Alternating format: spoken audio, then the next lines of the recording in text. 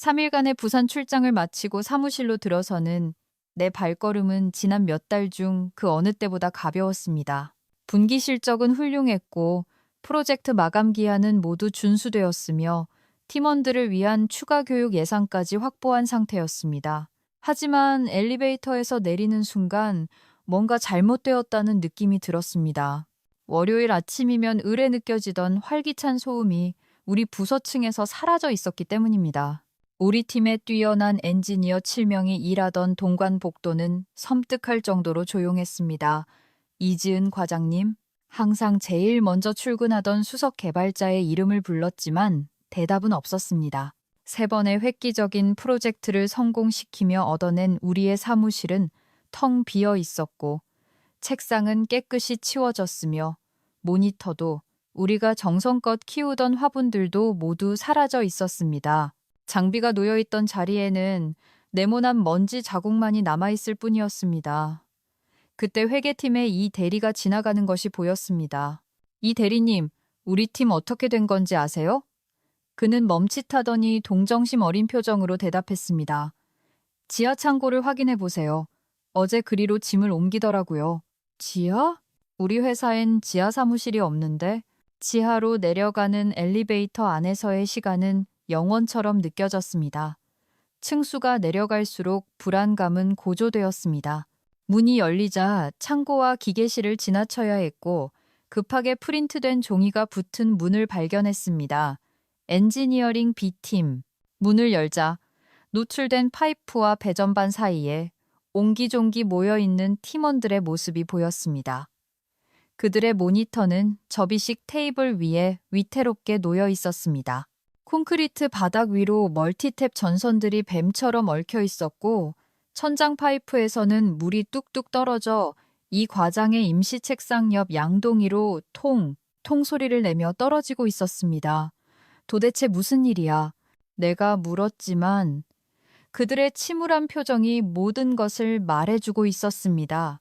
모멸감에 눈시울이 붉어진 이 과장이 고개를 들었습니다. 팀장님 출장 가신 사이에 최 부장님이 이삿짐 센터 직원들을 데리고 내려왔어요. 새로 오신 전문가를 위한 자리를 마련해야 한다며 당장 비우라고 했습니다. 짐 싸는데 30분밖에 안 줬어요. 전문가라니? 무슨 전문가? 생산성 전문가? 우리 팀의 막내인 박사원이 덧붙였습니다.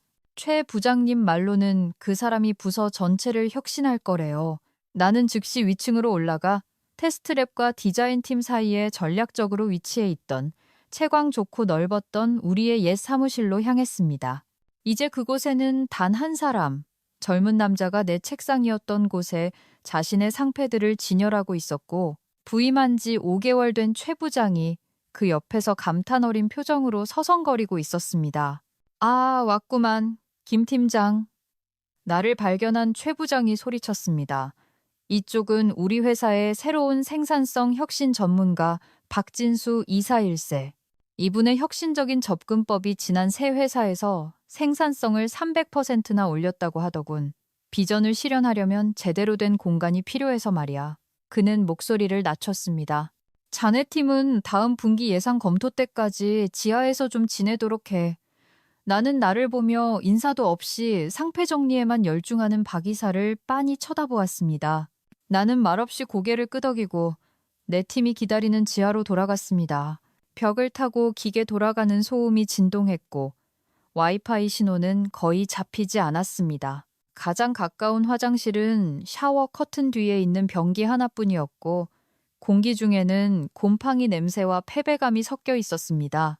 이 회사에 내 청춘 32년을 바쳤는데 하드웨어 전문가인 정 차장님이 중얼거렸습니다. 돌아오는 대우가 고작 이거라니. 나는 낙담한 팀원들의 얼굴을 둘러보았습니다.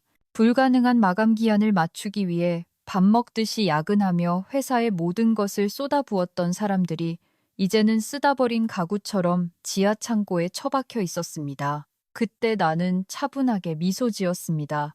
짐 싸세요. 내가 말했습니다. 여기서 일할 짐 말고 전부 다요.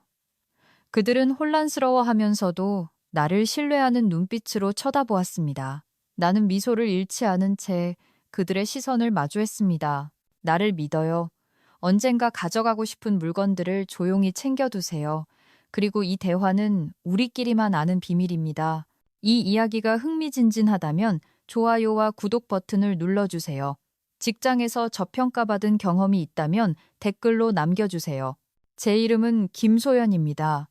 지하실 사건 전까지 저는 8년 동안 엔지니어링 B팀의 헌신적이고 믿음직한 팀장이었습니다.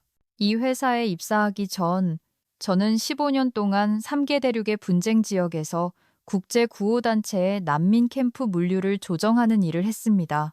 회사는 저의 기술적 지식만 보고 채용했지만 사실 저는 그 15년 동안 열악한 조건 속에서 공급망을 구축하며 글로벌 네트워크를 쌓아왔습니다.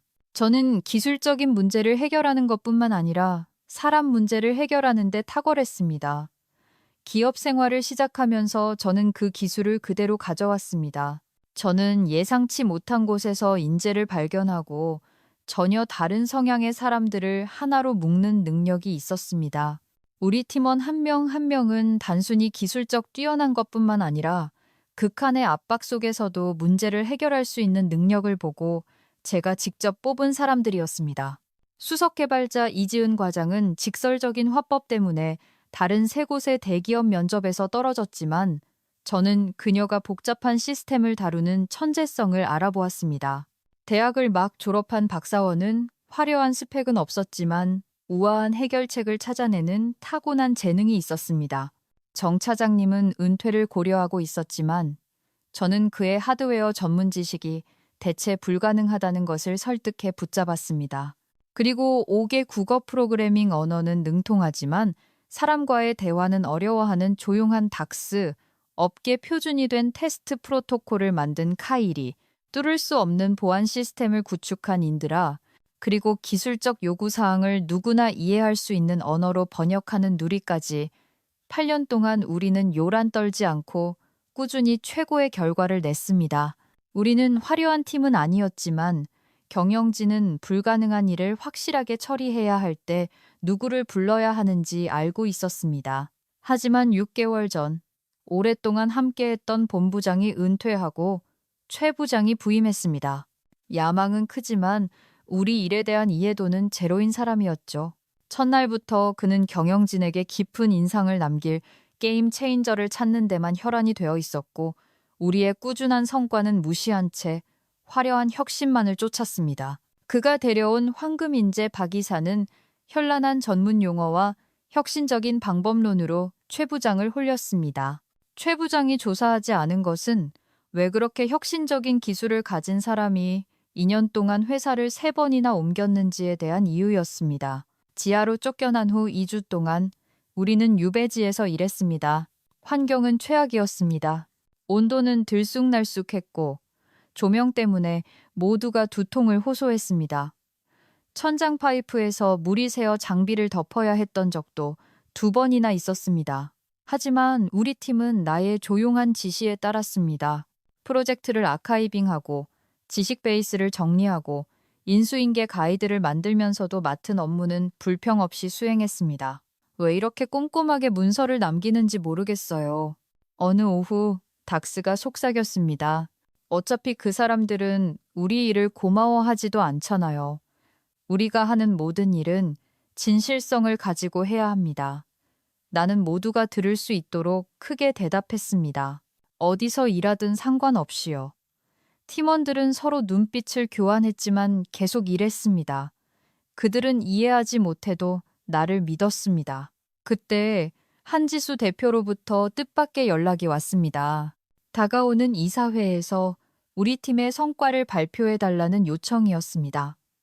팀의 사기가 올랐습니다. 드디어 인정을 받는구나. 발표 당일 아침, 나는 가장 좋은 정장을 입고 지하 창고의 어두운 조명 아래서 슬라이드를 검토했습니다. 임원층으로 올라가는 계단에서 최 부장이 나를 가로막았습니다. 계획이 변경됐네. 그가 비웃으며 내 앞을 막아섰습니다. 이사회는 과거의 성과가 아니라 미래의 혁신에 대해 듣고 싶어해. 박 이사가 대신 발표할 걸세. 한 대표님이 특별히 요청하셨지. 오늘 아침에 내가 대표님과 얘기했는데 내 방식이 더 합리적이라고 동의하셨어. 그의 미소는 눈에 닿지 않았습니다. 이사회는 우리가 어디에 있었는지가 아니라 어디로 갈 것인지를 들어야 해. 자네는 작업실로 돌아가게. 내가 소식을 가지고 돌아오자 팀원들은 허탈해했습니다. 막내 박 사원의 모니터에는 반쯤 쓰다만 사직서가 보였습니다. 이게 끝인가요? 그냥 포기하는 건가요? 아직은 아니에요. 내가 차분하게 대답했습니다. 계속 조용히 짐을 싸세요. 그날 오후 사내 메신저를 통해 박 이사의 발표가 화려하게 망했다는 소문이 퍼졌습니다. 이사회 멤버들이 기술적인 질문을 던졌지만 그는 대답하지 못했고 우리 핵심 사업에 대한 얄팍한 이해도만 드러났습니다. 최 부장은 팀이 변화를 꺼려하지만 곧 개념을 구현할 것이라며 수습하려 했습니다. 그날 오후 최 부장이 갑자기 친절한 태도로 지하에 내려왔습니다. 좋은 소식이야. 자네 팀을 다시 동관으로 옮기는 걸 고려하고 있네.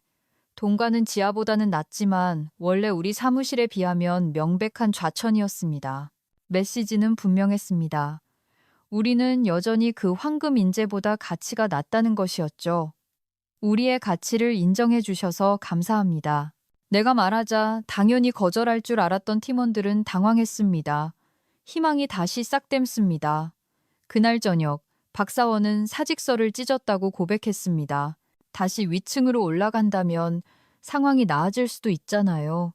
나는 긍정도 부정도 하지 않은 채 고개를 끄덕였습니다. 이틀 후 나는 옛 동료를 우리 시설로 초대했습니다.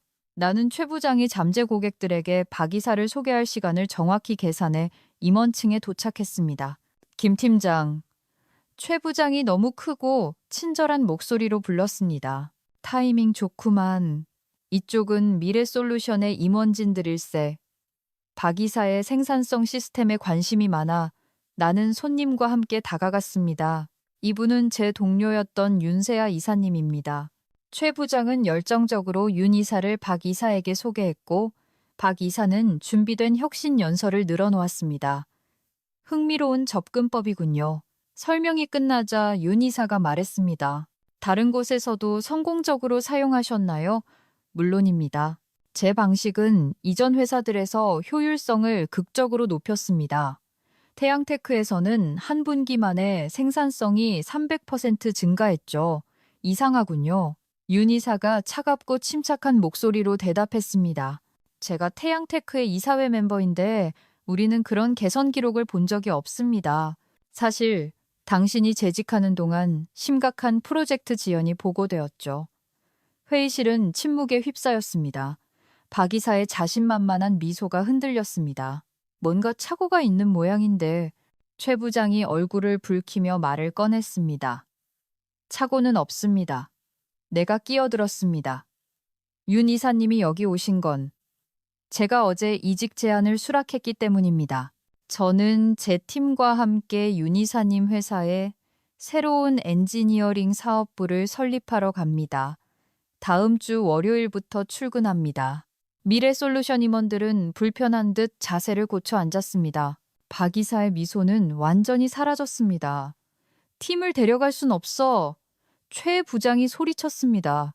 그건 인력 빼각이야. 비윤리적이라고. 하지만 완전히 합법적이죠. 내가 말을 이었습니다. 우리 계약서를 확인해 보세요. 경업 금지 조항은 없습니다. 당신은 검증되지 않은 방식의 자원을 쏟아붓느라 우리를 물 새는 지하 창고로 내쫓았습니다. 윤 이사님은 우리에게 현재 연봉의 2배와 적절한 근무 환경을 제안했습니다. 이사회에서 절대. 이사회는 어제 승인했습니다. 윤 이사가 덧붙였습니다. 업계 표준 대비 당신 부서의 성과 지표를 검토한 후에 말이죠. 최 부장의 얼굴은 충격, 분노, 공포로 빠르게 변했습니다.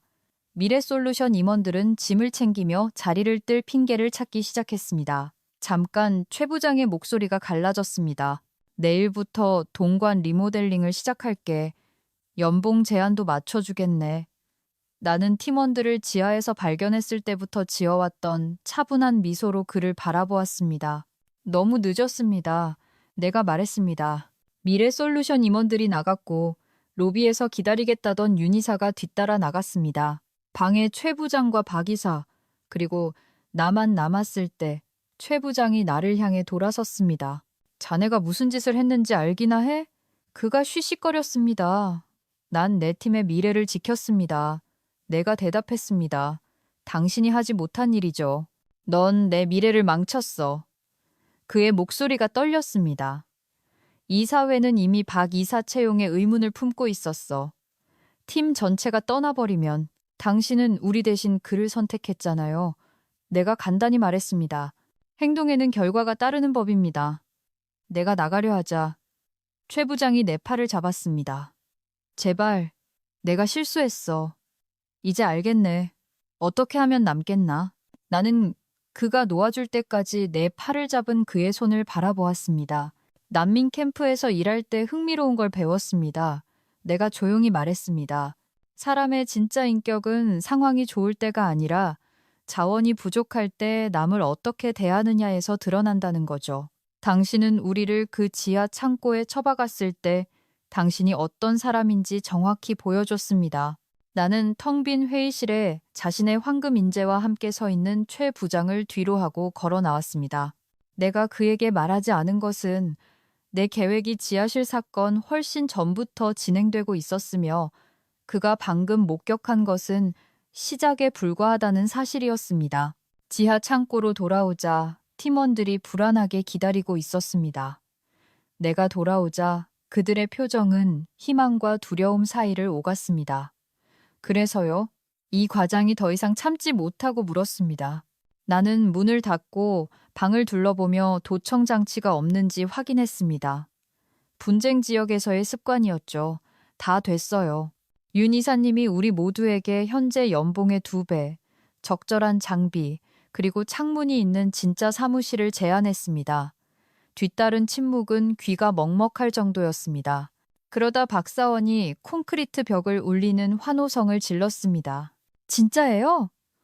정 차장님이 믿기지 않는다는 표정으로 물었습니다. 완전히요. 내가 확인해 주었습니다.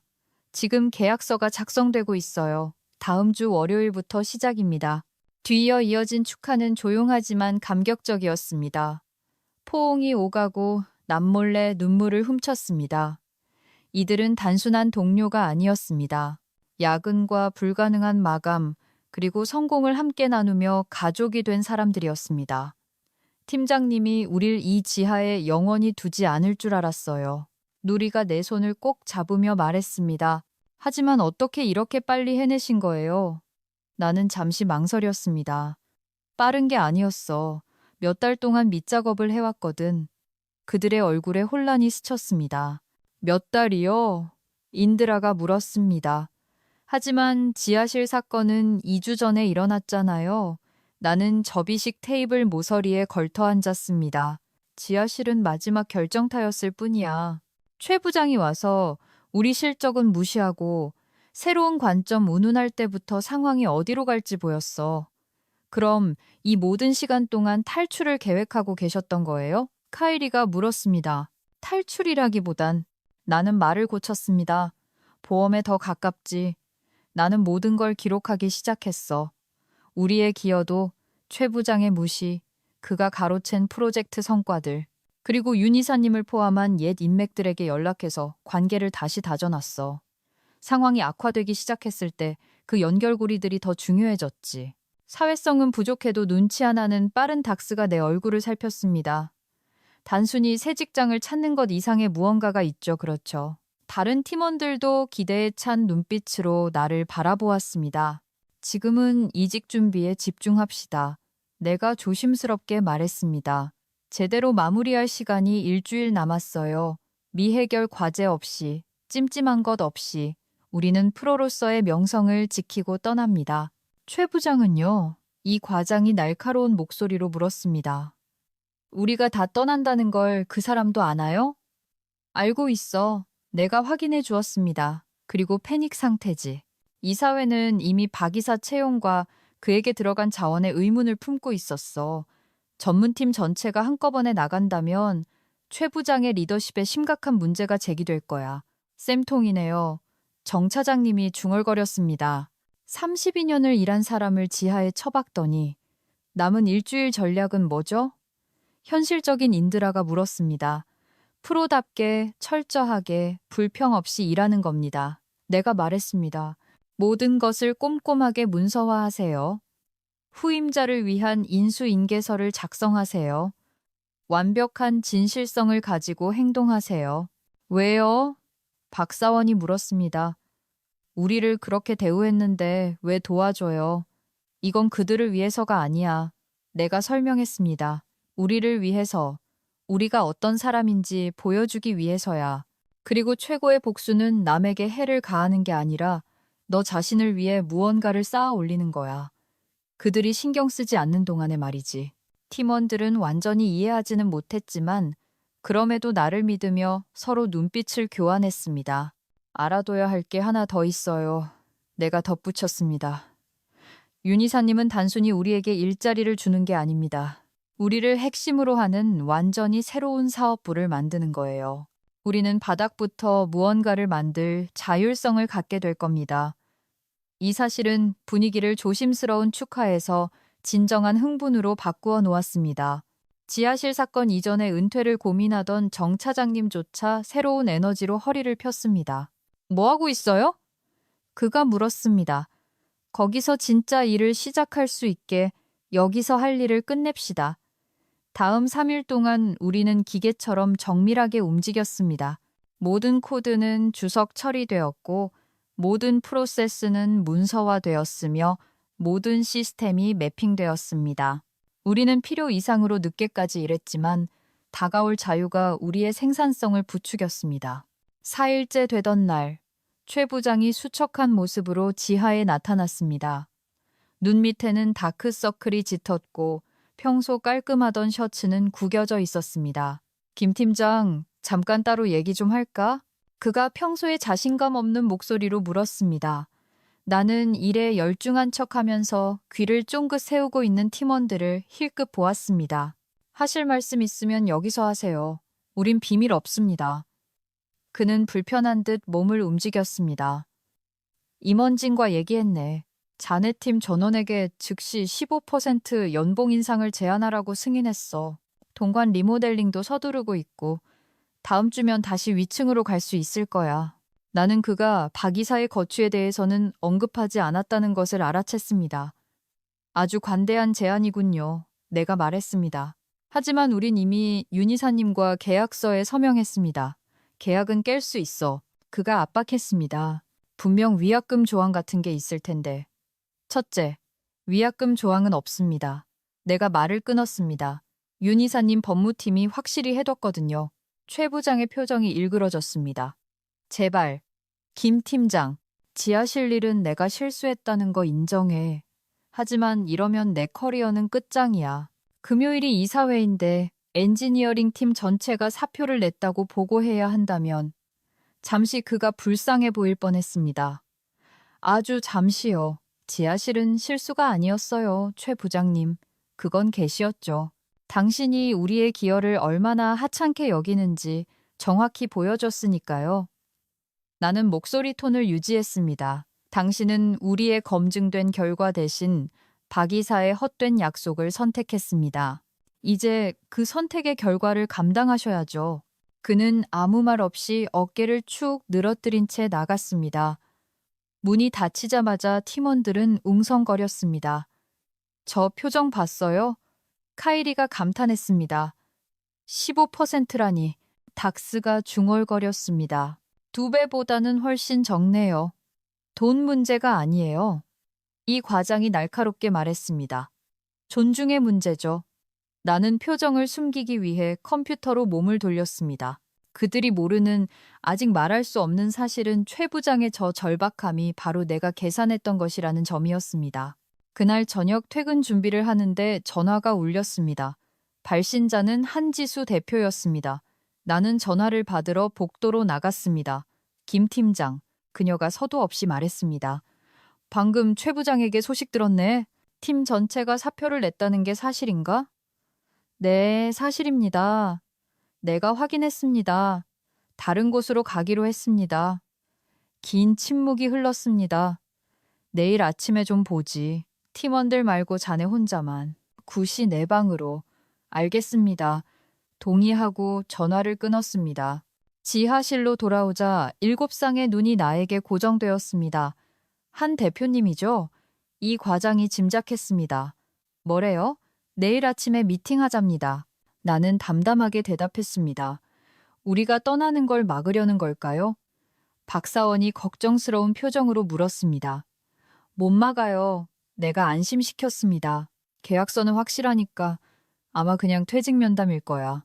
하지만 말은 그렇게 했지만 그게 훨씬 더 큰일이라는 걸 알고 있었습니다. 한 대표는 직접 퇴직 면담을 하는 사람이 아니었습니다.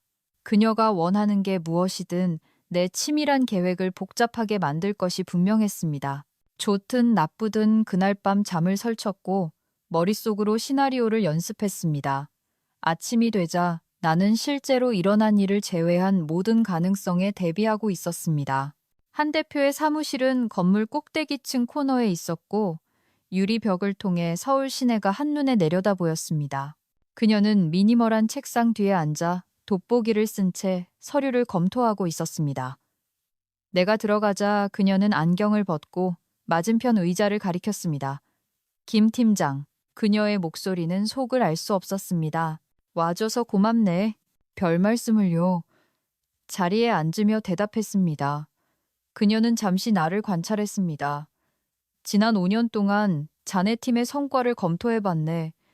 인상적이더군. 최소한의 자원으로 꾸준한 성과를 냈어. 감사합니다. 제 팀은 탁월합니다. 그래. 그녀가 동의했습니다. 그래서 왜 팀 전원이 동시에 떠나는지 궁금하군. 지하 창고로 옮긴 것만으로는 설명이 부족해. 나는 눈을 피하지 않았습니다. 단순히 지하실 때문이 아닙니다. 지하실이 상징하는 것 때문이죠. 설명해보게. 최 부장이 박 이사를 위해 우리를 아래층으로 옮겼을 때 그는 회사가 우리를 어떻게 평가하는지에 대한 명확한 메시지를 보냈습니다. 지하실은 그와 회사가 우리의 가치를 어떻게 보는지에 대한 물리적 증거일 뿐입니다. 한 대표가 등받이에 몸을 기대었습니다. 내가 그 견해에 동의한다고 생각하나? 송구합니다만 내가 조심스럽게 말했습니다. 대표님은 검증된 실적도 없는 박 이사의 채용과 예산 배정을 승인하셨습니다. 그래서 네, 저는 대표님이 최 부장의 방식을 지지한다고 판단했습니다. 놀랍게도 그녀는 짧고 날카로운 웃음을 터뜨렸습니다. 최 부장이 이사회를 설득했지. 난 아니야. 난 표결에서 졌어. 그리고 이제 내일 회의에서 내가 뭘 했어 라고 말할 수 있게 됐군. 그녀의 표정이 진지해졌습니다. 하지만 자네 팀을 잃는 건 내가 옳았다는 걸 증명하는 대가치고는 너무 비싸. 그녀는 서류 봉투 하나를 책상 너머로 밀었습니다. 이게 자네 팀을 잡기 위해 내가 준비한 제안일세. 최 부장 밑이 아니라 내 직속으로. 나는 봉투를 열어 문서를 훑어보았습니다. 조건은 파격적이었습니다. 윤 이사의 제안보다 더 좋았습니다. 자율성, 자원, 인정, 그리고 우리의 진정한 가치를 반영한 보상까지. 이 일이 시작된 후 처음으로 결심이 흔들렸습니다. 이것은 우리가 마땅히 받아야 했던 대우였고 최 부장이 오기 전부터 내가 팀을 위해 원했던 모든 것이었습니다. 왜 이제서야죠? 내가 봉투를 닫으며 물었습니다. 왜 6개월 전에는 안 됐습니까? 사내 정치지. 그녀가 간단히 말했습니다. 이사회는 최 부장에게 비전을 실현할 기회를 주고 싶어 했어. 내가 대놓고 그를 깎아내릴 순 없었지만 이 상황은 다르지. 대표님은 권력을 강화하기 위해 우리의 사직을 이용하시는군요. 내가 지적했습니다. 그녀는 부인하지 않았습니다. 상호 이익이야, 김 팀장. 자네는 팀이 마땅히 받아야 할 대우를 받고 나는 내전 없이 구조조정을 할 수 있으니까 팀원들과 상의해 봐야겠습니다. 내가 봉투를 챙기며 말했습니다. 물론이지.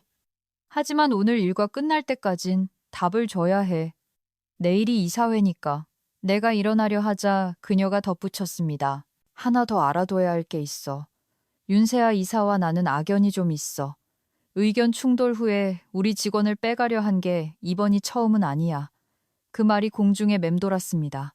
내가 한 대표와 윤 이사 사이의 기업 체스 게임의 말로 이용당하고 있는 건가? 나는 머릿속이 복잡해져서 지하실로 돌아왔습니다. 팀원들이 기대에 찬 눈으로 올려다보았습니다. 어떻게 됐어요? 이 과장이 물었습니다.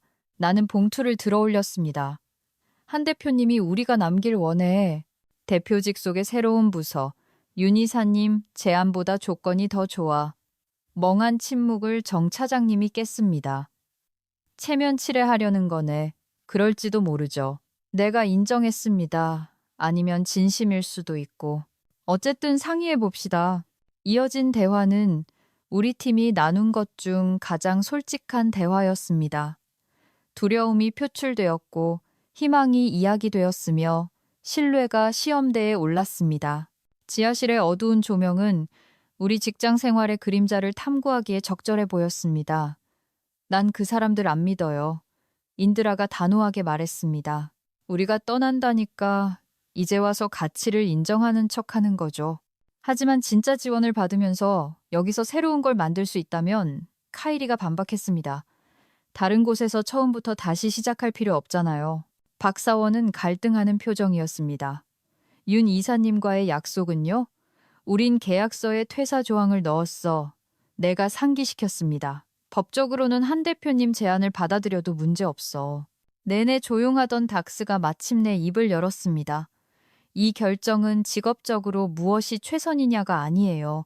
우리가 개인적으로 무엇을 감당할 수 있느냐의 문제죠. 모든 눈이 나에게 쏠렸습니다. 팀장님 생각은 어때요? 여기까지 우리를 이끄셨잖아요. 나는 깊은 숨을 들이쉬었습니다. 이것이 모든 것을 결정할 순간이었습니다. 단순히 우리의 경력뿐만 아니라 몇 달 동안 내가 공들여온 계획의 정점을 찍을 순간이었죠. 단순한 자기 방어에서 훨씬 더 복잡한 무언가로 진화한 그 계획 말입니다. 내 생각엔 내가 천천히 말했습니다. 우리가 흩어져야 할 것 같아요. 그들의 얼굴에 충격이 서렸습니다. 영원히가 아니라 내가 명확히 했습니다. 전략적으로요. 우리 중 4명은 한 대표님의 제안을 수락합니다. 3명은 계획대로 윤 이사님에게 갑니다. 우리는 연결망을 유지하고 정보를 공유하며 다시는 어느 한 고용주에게 휘둘리지 않도록 서로를 보호하는 겁니다. 깊은 침묵이 흘렀습니다. 그러다 이 과장이 웃기 시작했습니다. 완전히 천재적인데요. 그녀가 말했습니다. 우리가 우리만의 네트워크가 되는 거네요. 어느 회사도 다신 우릴 함부로 대할 수 없게요. 긴장이 풀리면서 팀은 이것이 어떻게 작동할지, 누가 어디로 갈지, 어떻게 협력할지, 두 대기업 내부에 내부자를 두는 것의 장점에 대해 토론하기 시작했습니다. 그들이 이야기하는 동안 나는 슬며시 빠져나와 2통의 전화를 걸었습니다. 첫 번째는 한 대표에게, 두 번째는 윤 이사에게. 두 대화 모두 쉽지 않았지만 결국 나는 필요한 것을 얻어냈습니다. 내가 돌아왔을 때 팀은 누가 남고 누가 갈지 합의를 마친 상태였습니다. 한 대표님과 윤 이사님 모두와 통화했습니다. 내가 발표했습니다. 두 분 다 우리의 분산 접근 방식에 동의하셨습니다. 단 조건이 하나 있는데 특정 프로젝트에서 두 팀 간의 정기적인 협업입니다. 사실 두 분 다 그 가능성에 대해 꽤 흥미로워하고 계십니다. 그럼 팀장님은 어느 그룹을 이끄실 건가요? 누리가 모두가 궁금해하던 질문을 던졌습니다. 나는 미소 지었습니다. 어느 쪽도 아니에요. 나는 양쪽 팀의 컨설팅을 맡아서 시간을 나누고 편을 드는 대신 다리를 놓는 역할을 할 겁니다. 안도감이 방안을 가득 채웠습니다. 우리는 모두의 필요를 존중하면서 완전히 새로운 것을 만들어낼 해결책을 찾았습니다. 조직의 경계를 뛰어넘는 팀을 말이죠. 우리가 이 파격적인 해결책을 자축하고 있을 때 내 전화기가 모르는 번호로부터 온 문자로 진동했습니다. 이사회 내일 오전 9시로 앞당겨짐. 최 부장 구조조정안 발표 예정. 박 이사 비중 큼. 알고 있어야 할 것 같아서 친구로부터. 나는 메시지를 응시하며 머릿속으로 빠르게 계산을 다시 했습니다. 이것이 모든 것을 바꾸면서도 아무것도 바꾸지 않았습니다. 내 계획의 마지막 단계가 예상보다 빨리 진행되어야겠지만 결과는 내가 바랐던 것보다 더 좋을 수도 있었습니다. 계획 변경입니다. 축하 분위기를 끊으며 내가 말했습니다. 내일 이사회를 준비해야 해요. 왜요? 정 차장님이 물었습니다. 결정은 내렸잖아요. 왜냐하면 내가 말했습니다. 내일은 단순히 우리의 미래에 관한 날이 아니기 때문입니다. 우리가 왜 떠나는지, 그들이 무엇을 잃게 되는지 모두가 확실히 이해하게 만드는 날이니까요. 내가 해야 할 일을 설명하자 그들의 얼굴에 깨달음이 번졌습니다. 이것은 단순히 더 좋은 직장을 찾거나 나쁜 상황에서 탈출하는 것이 아니었습니다. 애초에 우리를 깎아내렸던 시스템 자체를 바꾸는 일이었습니다. 자정 무렵 우리는 모든 준비를 마쳤습니다. 마침내 지하실을 떠나면서 아마도 마지막이 될 그곳에서 박사원이 내가 기다리던 질문을 했습니다. 팀장님, 정말 언제부터 이 모든 걸 계획하신 거예요? 나는 나의 명석하고 충성스러운 지하 창고 생활과 불확실한 미래 속에서도 나를 믿어준 팀을 바라보았습니다. 그들은 진실을 적어도 그 일부를 알 자격이 있었습니다. 최 부장이 박 이사를 부서의 미래라고 소개하며 우리의 실적을 무시하던 날부터야 내가 인정했습니다. 하지만 내일 일어날 일은 그건 훨씬 오래전부터 계획해왔어. 내일 정확히 무슨 일이 일어나는데요? 이 과장이 캐물었습니다. 정의구현, 내가 간단히 대답했습니다. 그리고 여러분이 한 번 더 나를 믿어줘야 해요. 그들이 고개를 끄덕이자 나는 강력한 무언가가 솟구치는 것을 느꼈습니다.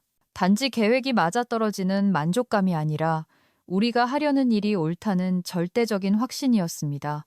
우리뿐만 아니라 무시당하는 모든 팀, 저평가받는 모든 기여자, 겉만 번지르르한 누군가를 위해 비유적인 지하실로 쫓겨난 모든 사람들을 위해서 말이죠.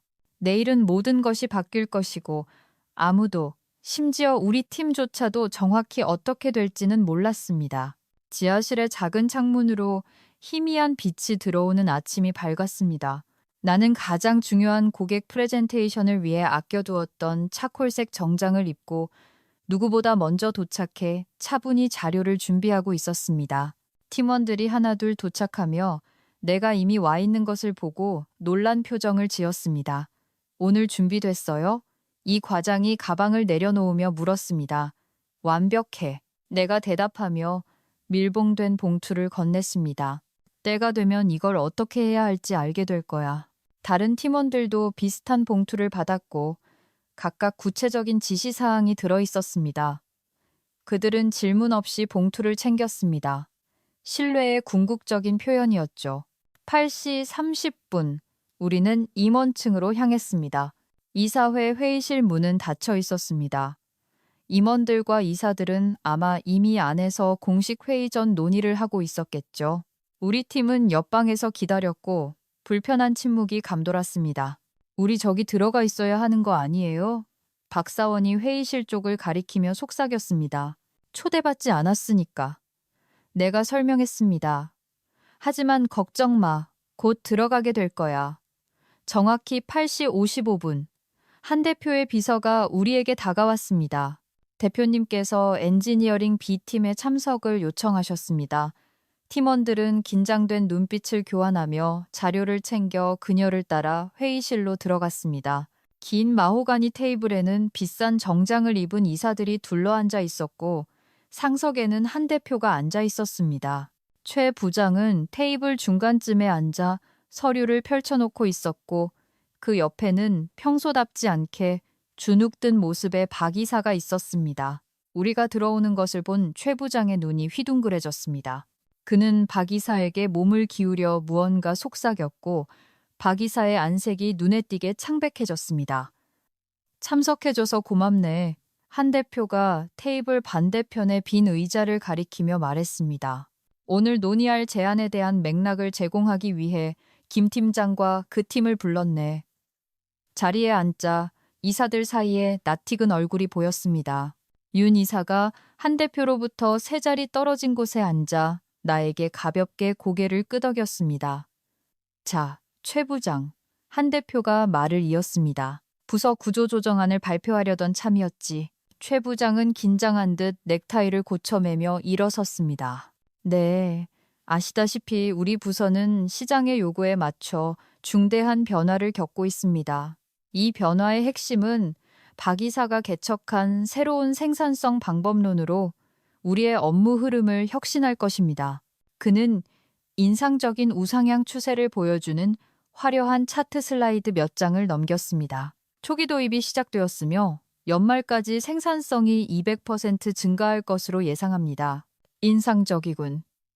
한 이사가 코멘트했습니다. 기존 엔지니어링 팀은 어떤가? 이 새로운 방법론에 어떻게 적응하고 있나? 최 부장은 우리를 힐끗 보며 머뭇거렸습니다. 모든 혁신에는 저항이 따르듯 약간의 변화 거부감이 있었습니다만 점진적인 도입과 적절한 자원 배분을 통해 해결하고 있습니다. 자원 배분이라 한 대표가 반복했습니다. 구체적으로 설명해 주겠나? 최 부장? 그가 불편한 듯 몸을 비틀었습니다. 효율성을 극대화하기 위해 특정 업무 공간을 우선순위로 조정해야 했습니다. 일시적인 재배치가 불가피했습니다. 일시적 재배치라니 전문 엔지니어링 팀 전체를 지하 창고로 옮긴 걸 말하는 건가? 한 대표가 부드럽지만 뼈 있는 목소리로 물었습니다. 이사들이 술렁거렸고 몇몇은 인상을 찌푸리며 최 부장과 우리 팀을 번갈아 보았습니다. 임시방편이었습니다. 최 부장이 주장했습니다. 적절한 업무 공간을 위한 리모델링 계획이 이미 진행 중입니다. 그렇군. 한 대표가 말했습니다. 그리고 그 리모델링은 팀이 사직하겠다고 한 뒤에 시작된 거고. 맞나? 최 부장의 얼굴이 붉어졌습니다. 타이밍이. 김 팀장. 한 대표가 나를 보며 말을 끊었습니다. 이사회의 자네 관점을 들려주겠나. 나는 일어서서 방안의 모든 시선을 느꼈습니다. 감사합니다, 대표님. 시작하기에 앞서 제가 공유하려는 내용은 개인적인 불만이 아님을 분명히 하고 싶습니다. 이것은 회사의 미래를 위협하는 구조적인 문제입니다. 나는 팀을 향해 돌아섰습니다. 지금입니다. 그들은 각자 봉투를 열어 테이블에 앉은 모든 사람에게 서류를 배포했습니다. 최 부장은 마지막으로 자신의 사본을 받았고 그것을 집어드는 손이 미세하게 떨렸습니다. 여러분이 보고 계신 것은 지난 5년 동안 우리 부서의 생산성 분석과 예산 및 자원 배분 현황입니다. 마지막 페이지는 현재 경영진의 결정에 따른 예상 결과입니다. 이사들은 꼼꼼하게 준비된 서류를 넘겨보았고 그들의 표정은 점점 심각해졌습니다. 이 숫자가 맞나? 한 이사가 특정 섹션을 가리키며 말했습니다. 새로운 구조 하에서는 결과물이 30% 감소한다고 나와 있는데 정확한 수치입니다. 내가 확인했습니다. 우리 프로젝트 관리 시스템에서 추출한 부서 자체 데이터에 기반한 것입니다. 이는 지하로 옮겨진 팀이 작년 부서 성공 실적의 78%를 담당했음을 보여줍니다. 다른 이사가 날카롭게 고개를 들며 물었습니다. 최 부장, 알고 있었나? 최 부장이 대답하기도 전에 내가 계속했습니다. 가장 흥미로운 부분은 12페이지. 우리 팀이 수행한 박 이사에 대한 평판 조회 결과일 겁니다. 박 이사가 벌떡 일어났습니다. 그건 개인정보야. 당신 그럴 권리 없어. 거기에 있는 모든 정보는 공개된 정보입니다.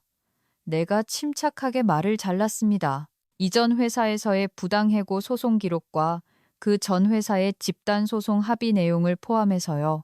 모두가 그 페이지로 시선을 돌리자 회의실은 침묵에 잠겼습니다.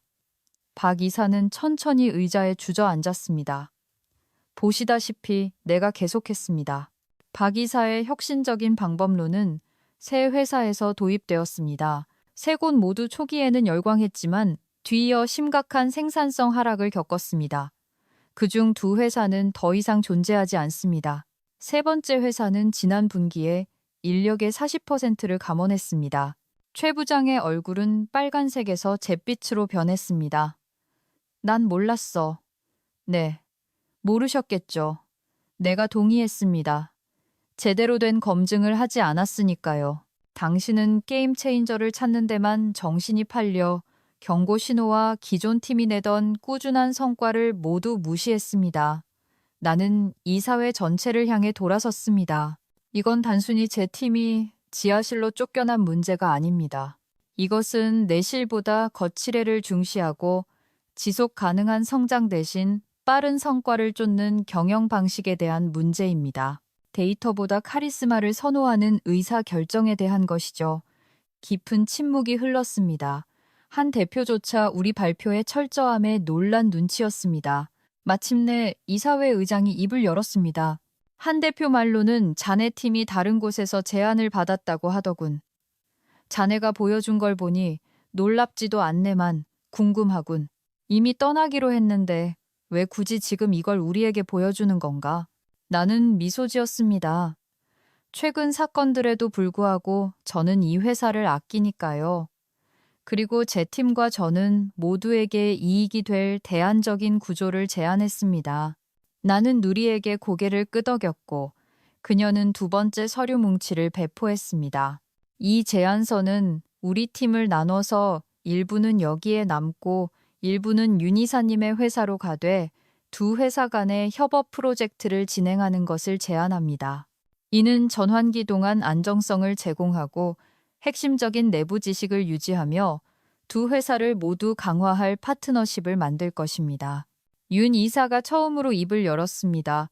저도 이 제안서를 검토했고 전적으로 지지합니다. 이런 합의는 업계에서 전례가 없는 일이며 잠재적으로 혁신적일 겁니다. 이사회 의장은 제안서를 검토하더니 최 부장을 쳐다보았습니다. 그럼 이 새로운 구조에서 자네 자리는 어디인가? 최 부장이 대답하기도 전에 내가 답했습니다. 그건 이사회가 결정할 몫입니다. 우리의 제안은 남은 팀을 위해 새로운 리더십을 요구합니다. 겉멋보다 실질을 중시하는 리더십 말이죠. 이사회 의장은 천천히 고개를 끄덕이더니 최 부장을 향해 돌아섰습니다. 이 논의는 비공개로 계속해야겠군. 김 팀장, 솔직하게 말해줘서 고맙네. 팀원들과 잠시 자리를 비켜주겠나? 우리가 짐을 챙겨 나가려 할 때 최 부장이 마침내 목소리를 냈습니다. 이건 함정이야. 그가 쉬쉬거렸습니다. 몇 달 동안 이걸 계획했지. 나는 그의 시선을 똑바로 마주했습니다. 아니요, 최 부장님. 당신이 내 팀을 지하실로 보내기로 결정한 순간 당신 스스로 함정을 판 겁니다. 나는 그저 모두가 그 결정의 결과를 이해하도록 만들었을 뿐입니다. 3시간 후 내 팀과 나는 윤이사와 함께 근처 식당에서 축하하고 있었습니다. 그때 한 대표로부터 문자가 왔습니다. 최 부장과 박 이사는 해고됐네. 이사회가 자네 제안을 승인했어. 언제부터 본부장으로 시작할 수 있나? 나는 팀원들에게 메시지를 보여주었고 그들의 환호성에 다른 손님들이 쳐다보았습니다. 나는 빠르게 답장을 보냈습니다. 월요일부터요. 합의한 대로 근무 시간의 절반만, 나머지 절반은 윤 이사님 팀과 함께. 그래서 그게 처음부터 팀장님 계획이었어요? 이 과장이 깨달았다는 듯 눈을 크게 뜨고 물었습니다. 그냥 떠나는 게 아니라 두 회사를 완전히 구조 조정하고 최 부장 자리를 차지하는 거요? 정확히는 아니야. 내가 인정했습니다. 원래 계획은 단순히 우리 팀의 미래를 확보하는 거였어. 하지만 시스템이 얼마나 엉망인지 보면서 깨달았지. 고칠 기회가 있다고. 우리뿐만 아니라 우리 뒤에 올 모든 사람들을 위해서. 그리고 회사를 나눠서 다니는 건요. 정 차장님이 물었습니다. 보험이지. 내가 설명했습니다. 다시는 어떤 고용주도 우리에게 절대적인 우위를 점할 수 없을 거야. 우린 항상 선택권을 가질 테니까. 박사원이 잔을 들었습니다. 그럼 지하실을 위하여. 거기가 아니었으면 이 모든 일이 안 일어났을 테니까요. 우리는 모두 웃으며 건배했습니다. 주변에서 대화가 오가는 동안 나는 생각했습니다. 때로는 최고의 복수는 적을 파괴하는 것이 아니라 그들의 실수가 남긴 잔해 위에서 더 나은 무언가를 건설하는 것이라고요. 6개월 후 우리의 전례 없는 협업 모델은 업계 간행물의 사례 연구로 실렸습니다. 이전에 경쟁하던 두 회사 간의 협업 모델은 혁신을 증가시키면서 번아웃을 줄였습니다. 두 회사의 주가는 상당히 올랐습니다. 최 부장과 박 이사는요? 듣기로는 최 부장은 훨씬 작은 회사에서 직급을 낮춰 일하고 있다고 합니다. 박 이사는 직장 문화 컨설턴트로 변신해서 여전히 헛된 약속을 팔 기회를 쫓고 있다더군요. 그리고 우리 팀은 더 이상 지하실에 있지 않습니다. 우리는 두 회사 모두에 있는 채광 좋고 넓은 사무실을 씁니다. 우리의 가치는 말이 아닌 행동으로 마침내 인정받았습니다. 더 중요한 것은 우리가 겉멋보다 실질, 카리스마보다 일관성, 위계보다 존중을 중시하는 새로운 모델을 만들었다는 것입니다. 가장 만족스러운 복수는 당신에게 잘못한 사람들에게 되갚아주는 것이 아닙니다.